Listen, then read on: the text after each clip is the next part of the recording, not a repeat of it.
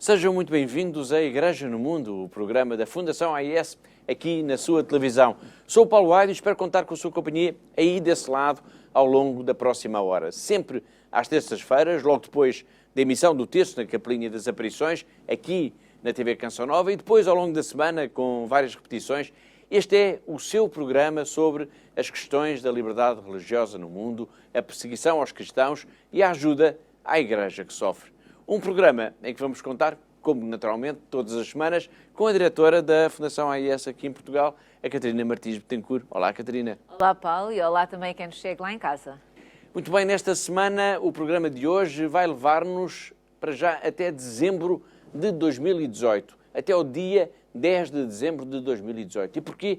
Porque se assinalaram nesse dia os 70 anos em que a Assembleia Geral da ONU adotou a Declaração Universal dos Direitos Humanos. Trazemos isso aqui à lembrança dos nossos telespectadores, pois muito do que é a Fundação AIS passa pela defesa intransigente de um dos mais importantes direitos humanos. Infelizmente, é um dos direitos humanos mais maltratados nos dias de hoje. A Declaração tem 30 artigos e um deles refere-se à liberdade religiosa. Quando esta declaração foi aprovada pela ONU, a Fundação AIS, que nasceu da coragem e da ousadia do padre Werenfried van Straten, já existia há um ano e tem tanta coisa em comum a Declaração Universal dos Direitos Humanos e a ajuda à Igreja que sofre.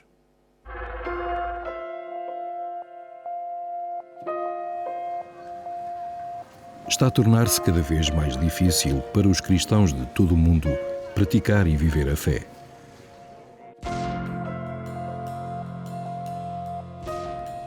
Em muitos lugares, os nossos irmãos e irmãs sofrem pelo seu amor a Cristo. A missão da ajuda à Igreja que sofre é construir uma ponte de amor que permita que a Igreja que sofre e é perseguida testemunhe a sua fé, inspirando aqueles que a ajudam. Tudo começou no Natal de 1947, quando um padre holandês de 34 anos, o padre Werenfried van Straten, tocado pela pobreza material e espiritual de 14 milhões de alemães deslocados depois da guerra, pediu aos católicos da Bélgica e da Holanda que ajudassem. O apelo deste mendigo de Deus deu origem a uma torrente de generosidade, provando que a reconciliação entre antigos inimigos era possível. Mais tarde, o sucesso deste apelo permitiu que ele se voltasse para as necessidades dos cristãos que sofriam dura perseguição por trás da cortina de ferro. Hoje, a Ajuda à Igreja que Sofre, ou AIS, é uma fundação pontifícia com um alcance internacional em expansão. 23 secretariados nacionais em todo o mundo, apoiando mais de 5 mil projetos anualmente em mais de 145 países. Através destes projetos, a AIS apoia a Igreja no seu serviço de oração e de ação a centenas de milhões de pessoas, dando não somente uma resposta atempada às necessidades urgentes, mas também um sinal de solidariedade aos nossos irmãos e irmãs em Cristo. Hoje em dia é necessária muita desta ajuda no Médio Oriente, onde a presença cristã enfrenta uma ameaça existencial. A perseguição iniciada por grupos fundamentalistas provocou um êxodo sem precedentes. A AIS está empenhada em ajudar estes cristãos deslocados com respostas concretas à forte esperança e fé que mantêm no meio desta situação devastadora. Lá e por todo o mundo, a AIS apoia a construção e a reconstrução de igrejas, casas de Deus merecedoras da vida sacramental, e onde as comunidades católicas se reúnem para prestar culto, rezar e serem fortalecidas na fé. Ao realizar este trabalho, é parte essencial da missão da AIS informar acerca deste sofrimento oculto dos católicos no mundo. A AIS elabora e distribui a nível internacional 2 publicações exaustivas: o Relatório da Liberdade Religiosa no Mundo, uma análise à ameaça à liberdade religiosa em 196 países, e o relatório Perseguidos e Esquecidos, uma avaliação e classificação daqueles países onde os cristãos são perseguidos e oprimidos por causa da sua fé.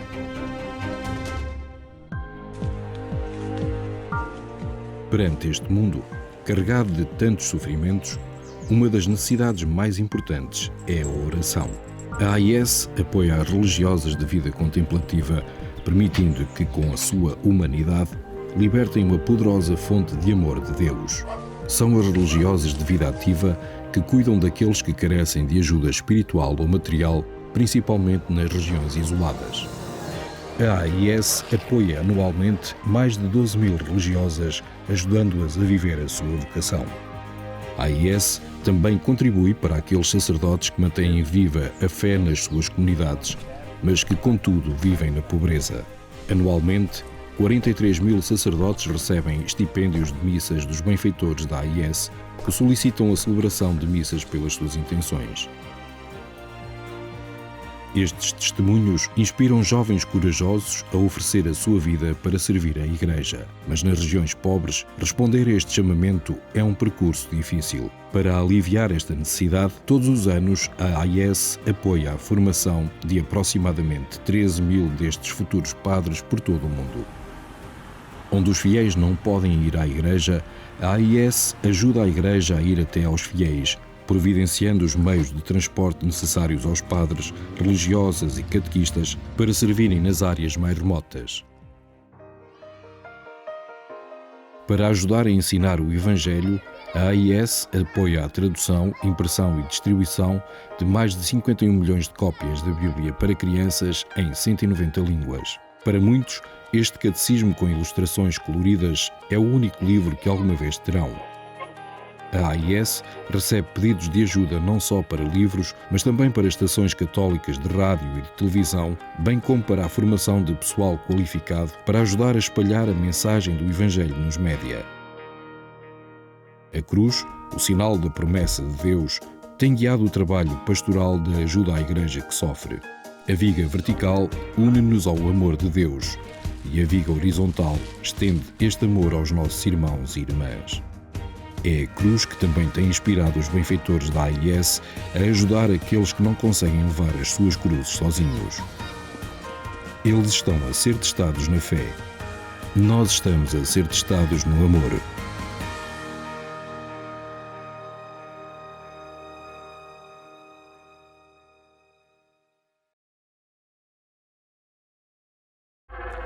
Começámos o programa com uma data, 10 de dezembro. Sensivelmente um mês antes, no dia 11 de novembro, também se assinala uma data importante, especialmente para a Índia. É o Dia da Libertação dos Dalits, uma data em que se procura lembrar os terríveis ataques ocorridos há cerca de uma década em Kandhamal, no estado de Orissa, em que pelo menos 120 cristãos pertencentes aos intocáveis, como os Dalits são também conhecidos, foram mortos e cerca de 330 igrejas foram destruídas. E aqui estamos a lembrar, Catarina, o artigo 18º da Declaração Universal dos Direitos Humanos. É verdade, Paulo, portanto, e é por causa desta perseguição aos cristãos que a Fundação AIS existe, é por causa desta falta de liberdade religiosa em tantos países do mundo que a Fundação AIS existe. E por isso, tudo o que se passou na Índia, no estado de Orissa, em 2008, continua a deixar, continua-nos a deixar muito espantados, muito atónitos com o que se passou, com tanta violência que se pôde assistir, com tanta malvadez, com tanto ódio em tão pouco tempo. Portanto, é difícil compreender como é que se pôde fazer tanto mal a pessoas tão indefesas, mas infelizmente foi o que aconteceu. Aconteceu e infelizmente continua a acontecer. Estamos a falar nos Dalits, que são os que ocupam os lugares mais baixos no complexo sistema de castas na Índia. É preciso não esquecer, muitos deles são cristãos. Exatamente, Paulo. Portanto, na Índia há uma esmagadora maioria hindu e depois os cristãos são uma minoria, portanto, são não mais do que 2,3% da população. E destes, calcula-se que então 60% sejam então Dalits. Estamos, então, a falar da Índia como um exemplo de um país onde os cristãos são vistos muitas vezes como seres inferiores, sem direitos, sem regalias, como se não existissem, como se fossem invisíveis. E lá estamos outra vez, Catarina, a falar do artigo 18º da Declaração Universal dos Direitos Humanos. Sim, Paulo, e é algo que nós devemos fazê-los em todos os programas, todas as semanas, aqui no nosso programa de televisão. Portanto, o caso da Índia é, de facto, um caso paradigmático, mas, infelizmente, há muitos países em que esta situação, este elevado grau de perseguição religiosa continua a existir. Há níveis de intolerância que são inaceitáveis e que temos que continuar também a falar. Portanto, isto segundo os nossos padrões ocidentais, claro está, mas que são absolutamente comuns noutras regiões, noutras culturas do mundo.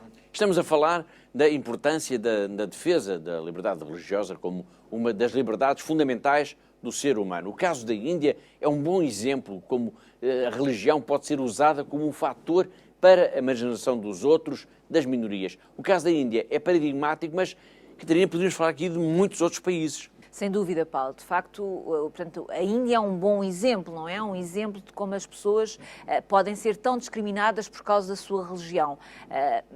Mas, infelizmente, é uma situação que não acontece apenas na Índia, acontece em muitos outros países. Portanto, basta lembrar-nos, por exemplo, Paulo, e falamos aqui tantas vezes do continente africano, não é?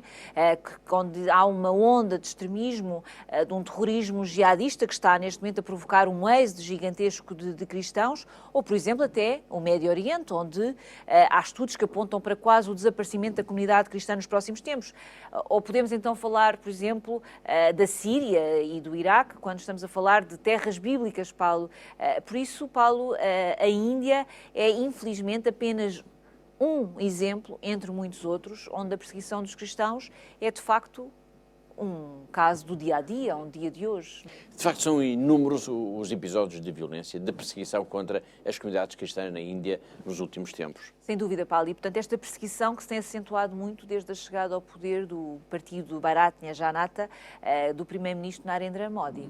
Índia, já aqui fizemos referência aos Dalits, que estão no fundo do complexo sistema de castas e da cultura que leva uma sociedade inteira, mesmo contrariando os preceitos legais, a ignorar por completo o sofrimento daqueles que são considerados como invisíveis. Exatamente, Paulo. E eles são invisíveis porque não têm absolutamente direitos, não é? E é preciso esquecer que muitos destes Dalits são então cristãos. Já falámos aqui, cerca de 60% serão Dalits.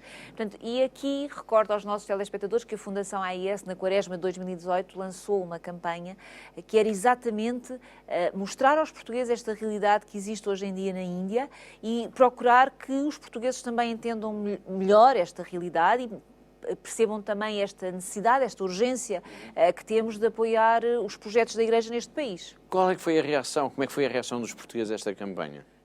Foi extraordinário, Paulo, porque podemos dizer que em Portugal foi talvez um dos países da Europa, porque isto foi uma campanha global, não é? Portanto, em todos os países da AIS, onde a AIS tem secretariados, mas podemos dizer que teve um dos maiores impactos foi aqui, de facto, em Portugal. E isto, nós apercebemos logo isto desde o início, logo quando lançámos a campanha, portanto, logo neste arranque. Eu diria que apanhámos, que fomos ao encontro de pessoas que foram apanhadas de surpresa, portanto, os portugueses foram apanhados de surpresa, ficaram espantados, estupefactos, com o facto de existir este lado tão escondido desta cultura indiana, deste complexo sistema de castas que é a sociedade indiana. Muito bem. Chamo agora a sua atenção para um pequeno trabalho produzido pela Fundação AIS sobre os Dalits. Temos estado aqui a falar dos Dalits, dos intocáveis. Como nos vai agora explicar o padre Prem Pradash, os Dalits, e importa não esquecer que cerca de 60% de todos os cristãos na Índia são Dalits, os Dalits são considerados como um povo oprimido, reprimido e, acima de tudo, desprezado.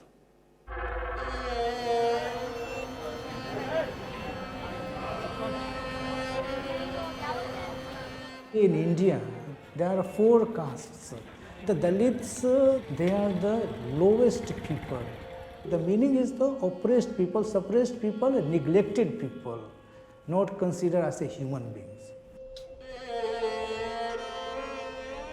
They all do that menial, what is called the work, which other people they don't do. When an animal dies in a family, they are the ones to take from the village and put somewhere.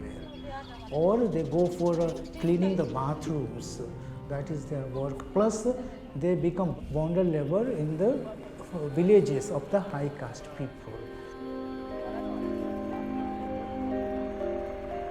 The situation of Dalits in a particular village is very often very deplorable, very poor conditions compared to the high caste or the backward classes, which made socially, economically, they have made a progress. But Dalits, the non-Christian Dalits, their status remain more or less the same. A Brahmin, he will never enter in the Dalit's house. He will not take any glass of water or anything. Dalit going to a Brahmin family, if he takes a glass of water, that glass, the Dalit has to wash, not the Brahmin family anybody. He has to wash and keep there somewhere. It is a separate plate, separate glass, everything is kept for a Dalit. When a Dalit goes to a Brahmin family, he will not eat with him. They will allow him to sit somewhere down and they will give him food to eat, like they give food to the dogs. He will be treated like that.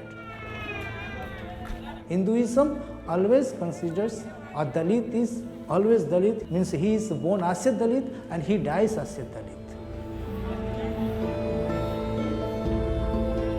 In Hinduism, a Dalit cannot become a priest of a Hindu. Dalit cannot, they will not allow him. Worship is done by the high caste people. And the Dalits will be standing somewhere in corner. They will not be allowed to come close to where the worship is going on. Because it will be that the feeling is there, untouchability.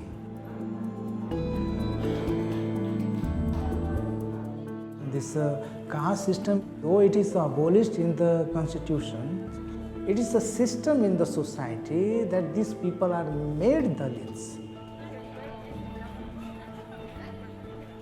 They are liberated by accepting the Christianity, because Christianity has given them education, Christianity has given them food, Christianity has given them social status to come up in their life, and mainly education. And through the education, the Dalit Christians, those who have accepted Christianity, they have come up in their life.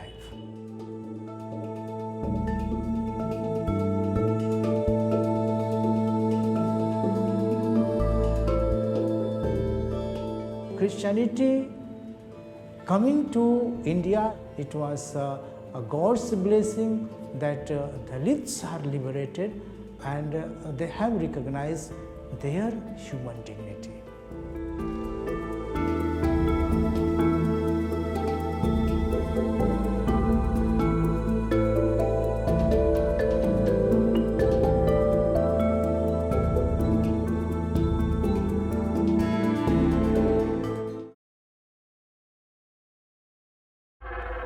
Há pouco a Catarina falou da campanha da Quaresma de 2018 e do enorme impacto que teve em Portugal, pois a maior parte das pessoas ignorava quase por completo a existência desta realidade tão discriminatória na sociedade indiana. Cerca de 60% dos Dalits são cristãos. Conhecer esta realidade ajuda a perceber a urgência das campanhas da Fundação AIS de auxílio à Igreja na Índia. Bom, vamos agora conhecer três mulheres, Mita, Asha e Sweta. Elas representam este mundo de sofrimento, mas também de fé e de esperança. São três mulheres reais, concretas, com vidas muito sofridas e que têm em comum o facto de serem cristãs e de serem olhadas com desprezo, como dissemos há pouco, como se fossem mesmo invisíveis, como se não existissem. Para já vamos ao encontro de Asha. Ela tem 3 filhos e um filho e mora num casebre, mesmo junto à linha do comboio.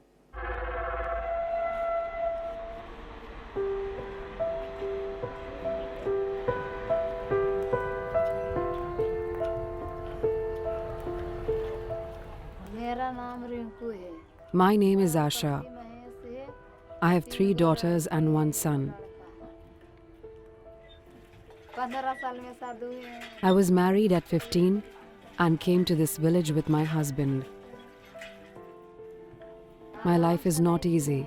I have to struggle a lot. I could not go to school because my family was very poor. My husband does odd jobs like painting and whitewashing.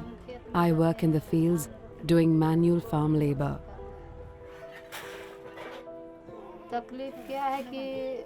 I earn 50 rupees per day. With that amount, I'm not able to look after all the needs of the house. Should I buy salt and rice for my family? Or should I send my children to school?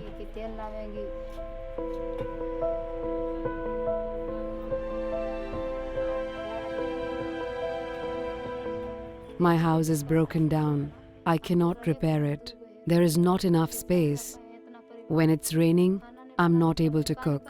The roof is leaking. The children go to bed hungry. I struggle in the fields, and I wish that my children do not have the same life. That after their studies, they become someone great.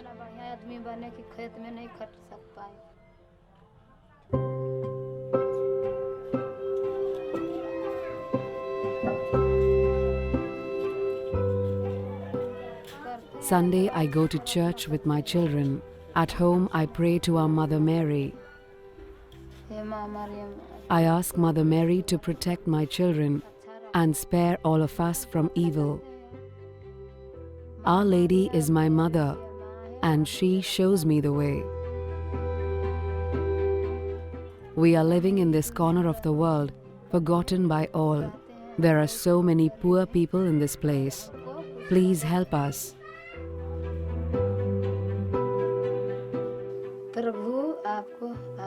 God bless you all.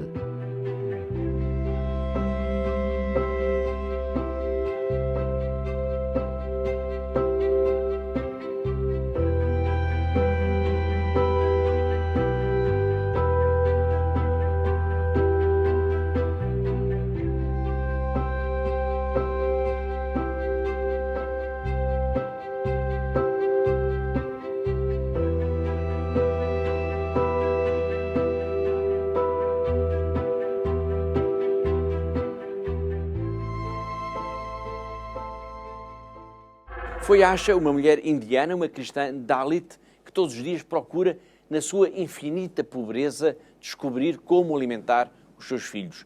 Bita é outra das mulheres que foi o rosto desta campanha da Quaresma da Fundação AIS.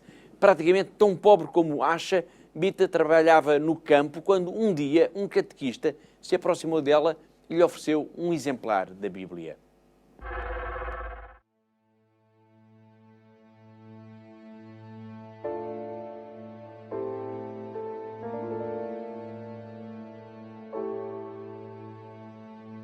Before I became a Christian, I had a lot of hardship and pain.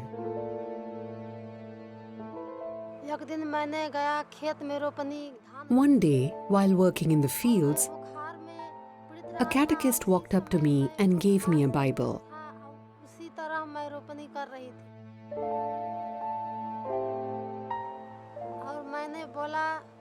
I was comforted when I read the word of the Lord. So, I kept on reading and rereading my favorite passages.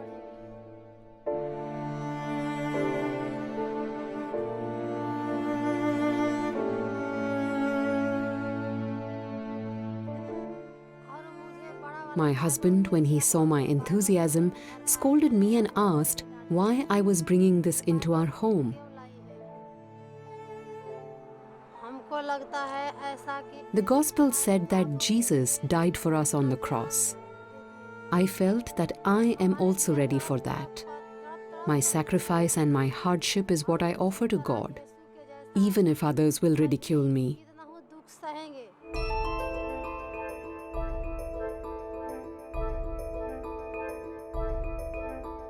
My children were hungry and I was not able to feed them. I was very sad, but I kept on reading the Bible.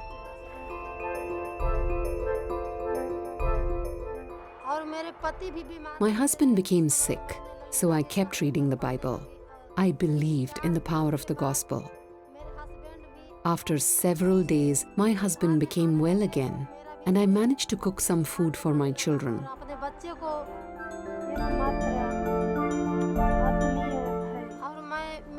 I started going to church along with my husband. My children's health has gradually improved.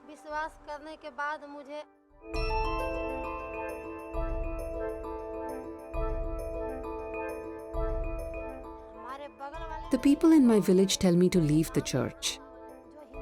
I will not leave my faith.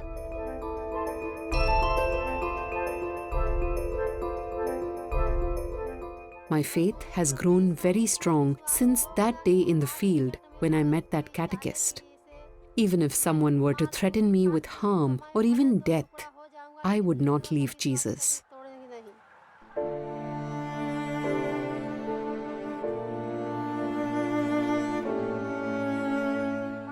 I am poor, and sometimes I beg others for food and clothing for my children. I am alone and rejected in this world. But deep inside, I know the Lord is always with me. ईश्वर मेरे साथ है।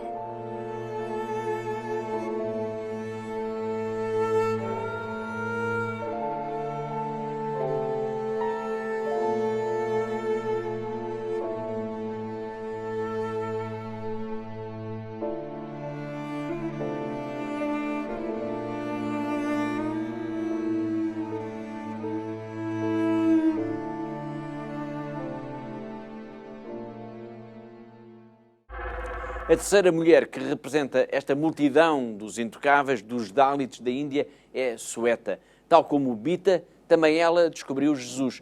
Tal como Bita, também o seu marido não compreendeu aquele enamoramento. O marido de Sweta chegou a rasgar-lhe as páginas da Bíblia e gritou-lhe que Jesus não ficaria mais na casa deles. Como é que será que esta história vai terminar? Vamos ver já de seguida.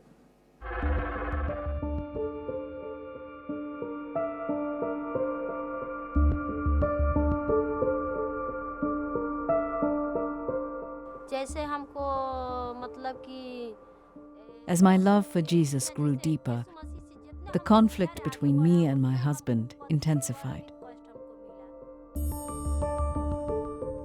तो वो बोला है ना I attended Mass every week. Soon enough, my husband became suspicious. His friends asked him, why should she go every Sunday alone and not work? काम के जा रही है फिर भी सीटर जी फिर बाइबल दोबारा He told me that Jesus will not stay in our house. Then he tore apart my Bible. I felt like my life had been destroyed. The Bible means so much to me. तो हम लोग बहुत रोते हैं हार के तो कहलन कि But I was determined. As long as I live, there will be a Bible in my house. Bible रहबे करी जब चले आज आवे लगे नहीं One time, as I was getting ready to go to church, my husband came with an iron rod and hit me several times. मारते समय हमको आनंद लगा उस समय I felt that Jesus was with me, मेरा साथ है that he protected me from harm because I was not hurt. मैं तो This filled me with great joy. चमके लागल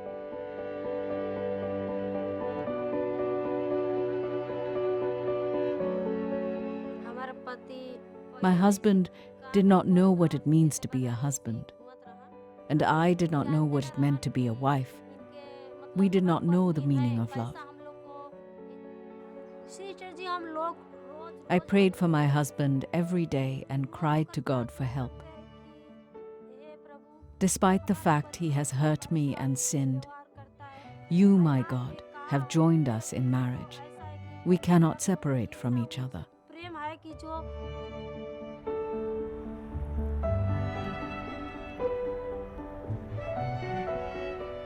फादर जी के The parish priest sent us to the pastoral center in our diocese. There we learned that marriage is a holy relationship of three persons: husband, wife, and God. These classes changed my husband and saved our marriage. पति को आप ऐसे ये ऐसा ही महसूस करते हैं कि मरना ही If I had no struggle in my life, today I would not know Jesus बात तो ऐसा and that he came to save us. कभी अपने पास में रखे नहीं है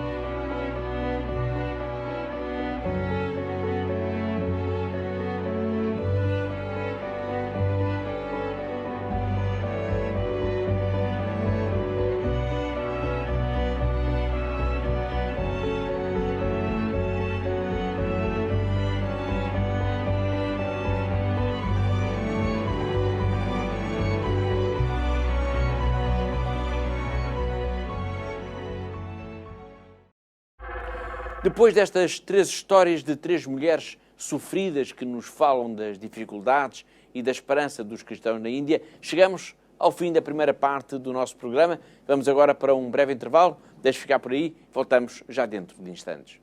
Olá de novo, está a ver Igreja no Mundo, o programa da Fundação AIS, ajuda à Igreja que sofre, aqui na sua televisão, em que todas as semanas passamos em revista o que de mais importante aconteceu no que diz respeito à liberdade religiosa. Sou o Paulo Aide E comigo em estúdio está a Catarina Martins de Betancourt, a diretora da Fundação AIS em Portugal.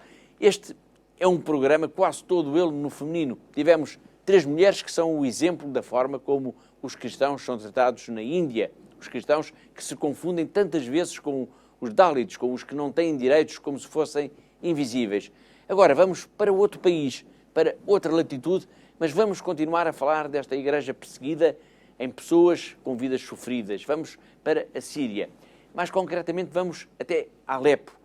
É muito difícil falarmos de Alepo, do tempo da guerra na Síria, sem referirmos os nomes de alguns sacerdotes, de algumas irmãs que durante todos estes anos se revelaram verdadeiros anjos da guarda das populações mais frágeis, mais abandonadas, dos que perderam tudo. Uma dessas irmãs é Maria Guadalupe. Esta irmã já esteve em Portugal, a convite da Fundação AIS, e este programa, quase todo ele no feminino, é um excelente pretexto para recordarmos a conversa que tivemos com ela. Antes disso, vamos apresentá-la. Catarina, quem é então a irmã Guadalupe? Bom, Paulo, a irmã Guadalupe é uma argentina de 41 anos e que viveu em Alepo desde 2011. Portanto, 5 anos depois, portanto, no final de 2015, ela esteve em Portugal, como o Paulo acabou de dizer, numa visita que posso dizer que foi memorável. Portanto, ela pertence ao Instituto do Verbo Encarnado e o seu trabalho em Alepo, durante aqueles anos em que viveu neste país, foi sempre apoiado diretamente também pela Fundação AIS. De certa forma, Catarina, podemos dizer que a presença da irmã Guadalupe na Síria foi um acaso. Ela foi apanhada, isto em relação à guerra, ela foi apanhada de surpresa pela guerra, não é? Sim, Paulo, foi de facto um acaso. Portanto, a irmã Guadalupe ainda estava na Argentina quando o bispo Antoine Audo solicitou então à sua congregação para enviarem trabalho, ou para desenvolver trabalho pastoral em Alepo, portanto, nomeadamente na direção de uma residência de jovens universitários pobres. Portanto, a irmã então chegou a Guadalupe em 2011 a pensar que ia trabalhar com jovens estudantes, não é? Só que nesse ano, 2011, foi o ano que no fundo fica na memória de todos, porque foi o ano em que teve início a guerra na Síria, que continua ainda hoje, não é? Sim, exatamente. Portanto, foi exatamente o ano em que começou a guerra e, portanto, a irmã acabou por ficar... acabou por ficar ali em Alepo. Portanto, o conflito acabou por ganhar uma dimensão brutal e nunca mais parou, como o Paulo acabou de dizer, não é? Portanto, continuamos ainda em guerra e podemos dizer, então, que a Síria é como que uma armadilha gigante, podemos dizer desta forma, não é? Com milhões de pessoas que estão em necessidade, com famílias que têm enormes necessidades, sem recursos para conseguirem sobreviver, com uma taxa de desemprego também altíssima e com um custo de vida que é praticamente insuportável para a maioria da população. A Síria é, portanto, um dos países onde nos chegam, de facto, com mais insistência pedidos de ajuda. A Fundação AIS tem em marcha diversos projetos de assistência humanitária para as populações mais carenciadas, nomeadamente as crianças. E exemplo disso é a campanha Uma Gota de Leite, que tem merecido um extraordinário acolhimento por parte dos benfeitores portugueses da ajuda à Igreja que sofre. Já retomamos a conversa sobre a irmã Guadalupe, para já vamos falar desta campanha. Que campanha é esta e que importância é que ela tem? Bom, para esta campanha, Uma Gota de Leite destina-se a crianças, a providenciar a alimentação a crianças que venham de famílias muito carentes e que vivem na região de Homs, de Damasco e também de Alepo, como falámos aqui. Portanto, esta iniciativa já, neste momento, já abrange muitas crianças e é mesmo, podemos dizer desta forma, um projeto vital. Portanto, esta gota de leite diária que estamos a dar é essencial para a sobrevivência destas crianças. Só para quem nos está a ver lá em casa e, mais uma vez, para terem esta noção do que é esta campanha efetivamente e o seu impacto.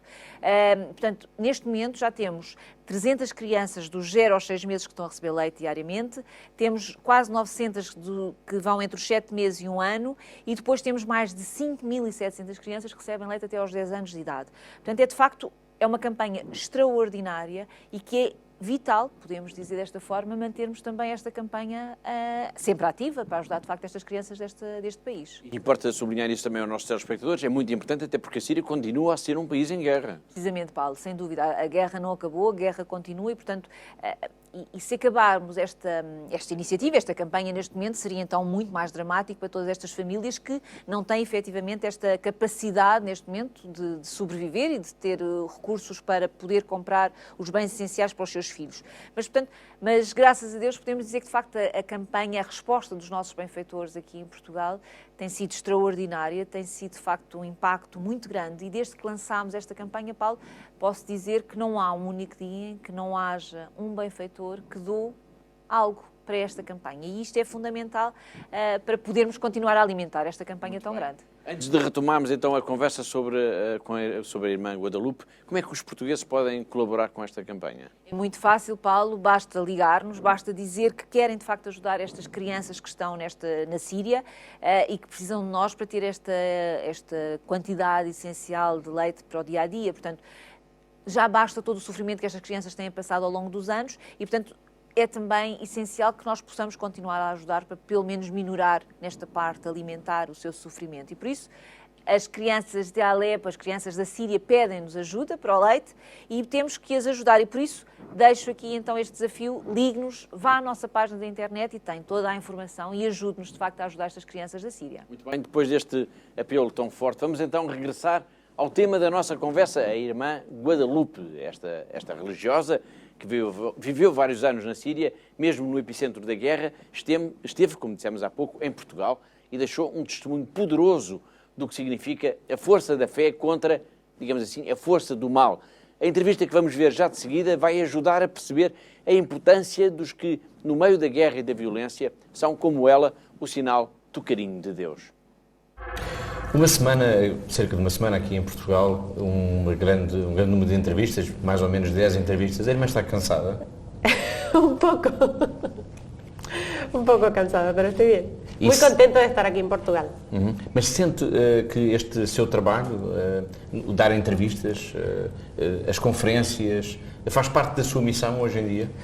Ciertamente, sí. Hemos entendido que es parte de nuestro trabajo misionero el dar testimonio de lo que está pasando. De hecho, no es una cosa que hayamos planeado nosotros, ni siquiera lo hemos planeado como congregación, se ha dado así, providencialmente, porque yo me encuentro por un tiempo en Argentina, fuera de la misión, por cuestiones familiares, y empezó a surgir, en mi caso, esto de poder dar testimonio, y nos damos cuenta cómo obra en la gente que escucha, en los oyentes, obra realmente la gracia de los mártires. Por eso es tan importante hacerlo, no es la difusión de una curiosidad, ¿no? Un acontecimiento histórico o cultural que está sucediendo, no.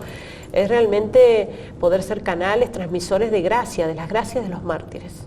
Mas a irmã Guadalupe tem, digamos, um dom, digamos assim, porque de facto as pessoas gostam muito de ouvir e consegue transmitir muitíssimo bem essa mensagem e trazer, digamos, essa voz. É, no fundo, a voz dos que, neste caso, não têm voz, que estão na Síria. Sente essa responsabilidade nas suas palavras, o peso das palavras?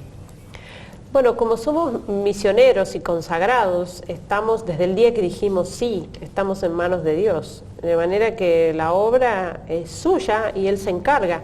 En eso hay mucha tranquilidad y mucha confianza de nuestra parte.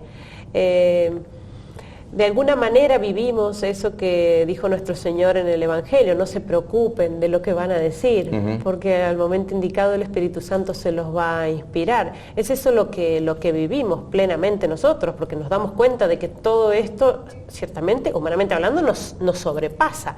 No es una cuestión de habilidad, yo tengo la habilidad y la retórica para comentar esto, contar y producir este efecto en los oyentes. No, eso es obra de Dios, a través de los instrumentos que Él quiere elegir.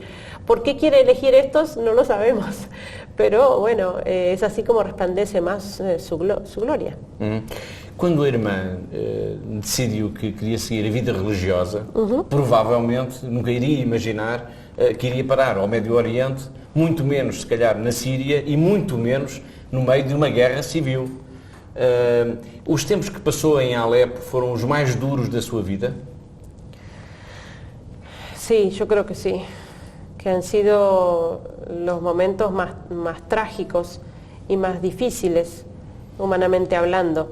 Y ciertamente no me los imaginaba de ninguna manera. Es más, si cuando comencé la vida religiosa Dios me hubiera dicho, mira, vas a pasar esto y esto y esto, y después vas a ir allá y va a pasar esto y esto, probablemente no hubiera dicho, no puedo, no quero isso. No puedo, ¿no? É demais. ¿No?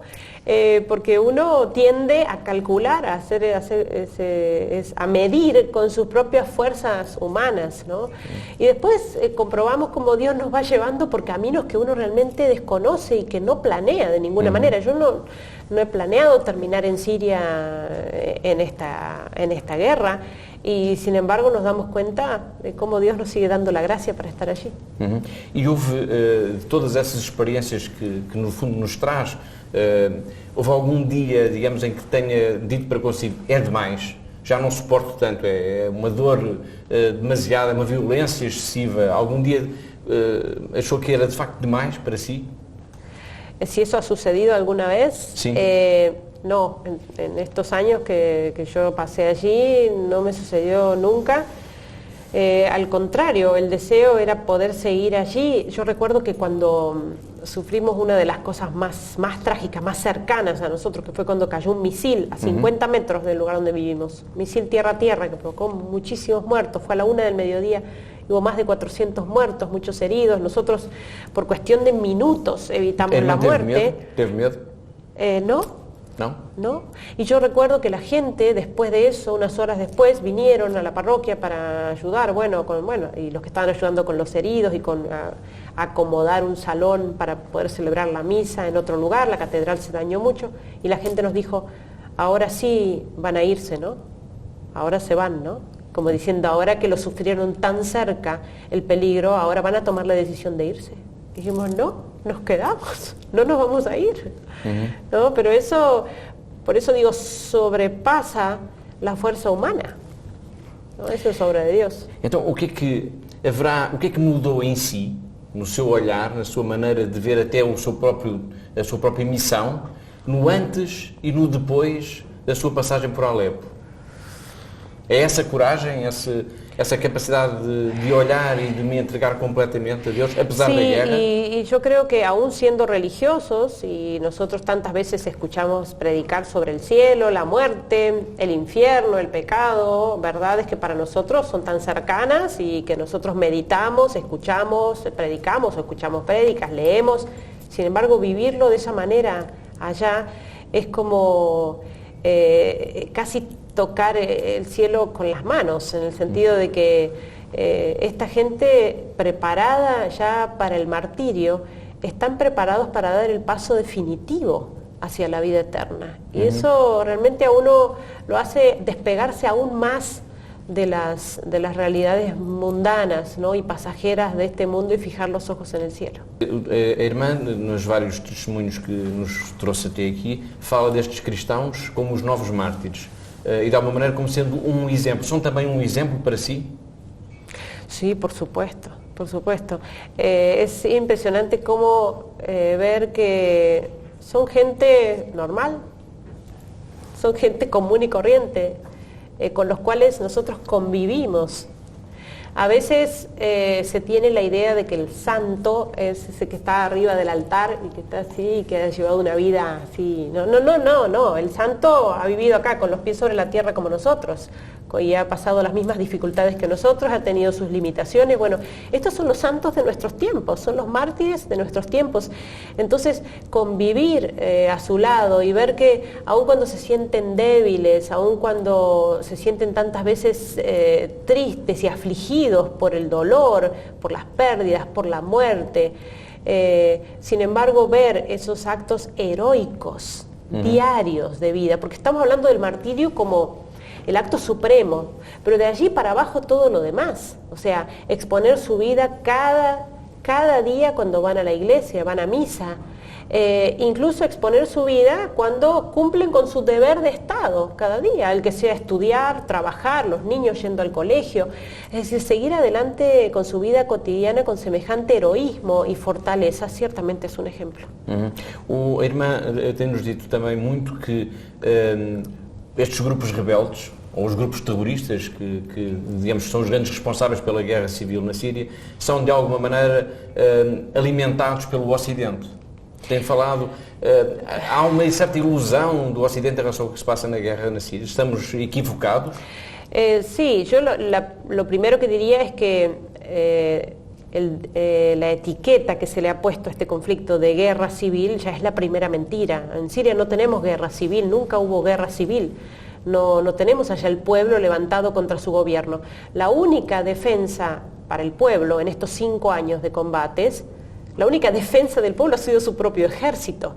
Y ahora últimamente el ingreso de Rusia, que también está defendiendo al pueblo. Pero estos grupos rebeldes no son grupos sirios, son grupos terroristas que han atacado al ejército y al pueblo indiscriminadamente, a los civiles, sobre todo a los cristianos, porque aun cuando persiguen, bueno, objetivos políticos, económicos, ¿no? Y por eso pretenden derribar el gobierno, también tienen objetivos religiosos, y por eso el acabar con los cristianos y con todo otro grupo religioso que no responda a su fundamentalismo. Ciertamente que no es lo que nos llega, lo que les llega a los occidentales a través de la prensa. Y la explicación es muy simple, tampoco hay que asombrarse, y es que lamentablemente los poderosos de este mundo, que pretenden dominar todo y manejar los hilos de la historia, manejan también la prensa. Eso es muy simple. E porquê os cristãos serem o alvo? Porquê atacar os cristãos, acabar com os cristãos? Porquê? Bueno, estos son grupos fundamentalistas, extremistas, islámicos, que consideran estar viviendo el Corán al pie de la letra, ¿no? La yihad, la guerra santa, y por eso acabar con los infieles, que son en primer lugar los cristianos y después toda otra facción, otro credo religioso, incluso los mismos musulmanes. Porque en Siria los musulmanes eran muy tolerantes, abiertos, moderados, había muy buena convivencia con los cristianos, y entonces estos musulmanes son considerados traidores, los amigos de los cristianos, y por eso también perseguidos. En todo esto ciertamente también hay un plan detrás de acabar con la presencia cristiana en Medio Oriente. E a irmã acredita que esta guerra, esta tentativa, digamos, de acabar com o cristianismo de alguma maneira, poderá chegar também à Europa? Ya llegó. Sí, una gran dimensión. Ciertamente. De hecho, toda esta historia de los refugiados y la oleada de entrada de refugiados a Europa, sin ir más lejos, lo que fue el detonador quizás de toda esta historia, que disparó el tema de los refugiados, y fue esa fotografía del niño en la playa griega, era una foto, según está bien documentado, una foto acomodada, preparada, simplemente para disparar el tema de los refugiados y provocar esta entrada masiva de refugiados en Europa, de los cuales una mínima parte eran gente huyendo de la guerra en Siria y en Irak. El resto no, el resto era gente de muchos otros países islámicos. Y considerar también que cuando se exige y se le pide a Europa que abra las puertas, que abra las fronteras, tenemos a los países del Golfo, países tan ricos, pensemos en Arabia Saudita, los países del Golfo, Emiratos Árabes, países muy ricos, países por supuesto capaces de sostener y recibir a millones de refugiados musulmanes, sin embargo tienen las fronteras cerradas a sus propios hermanos, exigiendo que Europa abra las puertas.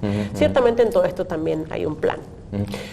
Digamos que, assim, numa síntese, a irmã tem-nos dito que mais importante, ou tão importante quanto a ajuda material que os portugueses, por exemplo, através da Fundação AIS, possam dar ao povo sírio, aos cristãos na Síria, é a importância das orações. Porquê essa importância das orações? É capaz, se estivesse a falar com um benfeitor da Fundação AIS, a Ajuda à Igreja que Sofre, como é que lhe explicava a importância das suas orações para os cristãos da Síria? Bueno, un cristiano en Siria necesita ciertamente apoyo económico para alimentarse, para vivir, para protegerse, ¿no? para sustentarse diariamente, pero necesita el apoyo espiritual para mantenerse firmes en la fe ante la posibilidad del martirio. Cuando ellos tienen que elegir, pedir una ayuda, ellos lo que piden es ese sostenimiento espiritual para mantenerse firmes en la fe, aun cuando les falte la comida y el techo. Y entonces en ese sentido tenemos que saber que la primera manera de ayudarlos es en el plano espiritual, ¿no? Que es lo más importante, y por eso lo nuestro, así como es Ayuda a la Iglesia que Sufre, no es una obra social lo que nosotros hacemos, no, la obra social viene después como consecuencia, como segunda parte, pero lo más importante es la asistencia espiritual que podemos hacer a estas personas, es lo que necesitan para mantenerse firmes, porque en definitiva cuando los sostenemos con la oración y se mantienen fieles ante el martirio, lo que ganan es la vida eterna, el cielo. menudo regalo, ¿no? Entonces, en ese sentido, lo más importante, que es lo que ellos piden, es ser sostenidos por la oración. Y eso, por otra parte, es algo que todos pueden hacer. En cuanto a la ayuda material, económica, a veces puede estar la excusa, no puedo, no tengo posibilidades. La oración es gratis y todos podemos rezar, y la oración que sea, por pequeña que sea y por mínima que sea, sempre dá frutos allá. Ok, muito obrigado. Fica aqui esse desafio que a irmã acabou mesmo agora de dizer, que todos podem rezar, por mais pequena que seja a sua oração, e essa oração tem a capacidade de poder fazer milagres, neste caso na Síria, junto dos cristãos perseguidos. E assim, com esta entrevista, que é também um testemunho de fé e de coragem que a irmã Guadalupe nos deu, a propósito da sua experiência, dos tempos de missão que viveu na Síria, chegamos ao fim do nosso tempo, ao fim de mais um Igreja no Mundo. Agradeço a presença da Catarina Martins de Betancourt aqui em estúdio, e quando assim já sabe, voltamos a ver-nos na próxima terça-feira, logo após a emissão do texto na Capelinha das Aparições. Despeço-me com amizade, até ao próximo programa, até à próxima semana, se Deus quiser.